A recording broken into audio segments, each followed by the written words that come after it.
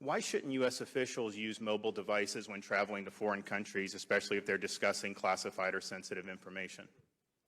Because the mobile device will transmit its signal across networks that are likely controlled or at least accessed by that hostile power. And that's the guidance that the FBI gives all officials when they're traveling overseas. That's still good guidance, correct? That's good guidance. How did top secret information end up on the private server? Because your statement addressed Secretary Clinton. You did not address any of her aides in your statement. Attorney General Lynch exonerated everybody. That information just didn't get there on its own. So how did it get there? Were you able to determine that? Yes, by people talking about a top secret subject in an email communication. So it was not about forwarding a top secret document. It's about having a conversation about a matter that is top secret. And those were things that were originated by Secretary Clinton's aides and then sent to her, which was obviously being her server, but it was also included Secretary Clinton originating those emails, correct? That's correct. In most circumstances, it initiated with aides starting a conversation.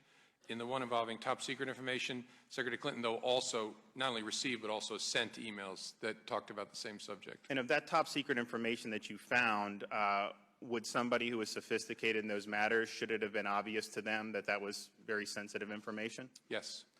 So I guess my issue about knowledge of what you're doing is, in order for Secretary Clinton to have access to top secret SCI information, didn't she have to sign a form with the State Department acknowledging her duties and responsibilities under the law to safeguard this information? Yes. Anybody who gets access to SCI, sensitive compartmented information, would sign what's called a read-in form that lays that out. I'm sure members of Congress have seen the same thing. And it stresses in that document, and other training people would get, that there are certain requirements to handling certain levels of information. For example, a top secret document, that can't even be on your secret system at the FBI, correct? Correct. So you have to follow certain guidelines. And I guess my question is she's a very sophisticated person. She did execute that document, correct? Yes. And her aides who were getting the classified information, they executed similar documents to get a security clearance, correct? I believe so. And she knowingly, clearly set up her own private server in order to, well, actually, let me ask you that. Was the reason she set up her own private server, in your judgment, because she wanted to shield communications from Congress and from the public? I can't say that. Our best information is she set it up as a matter of convenience. It was an already existing system that her husband had, and she decided to have a domain on that system.